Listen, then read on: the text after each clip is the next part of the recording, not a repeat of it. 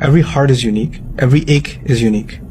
And the only one who truly understands the pain that you're going through is Allah.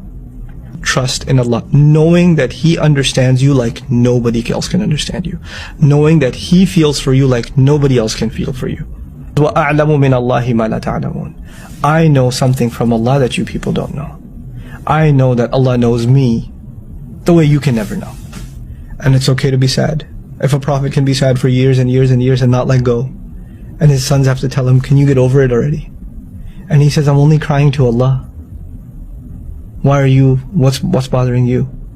This is between me and him. Allah did not deny that beautiful emotion, that sadness. It's okay for you to be sad. It's okay for you to cry. And Allah is okay with you crying out to Him. He's okay with you complaining to Him. He's okay with you letting Him know your problems.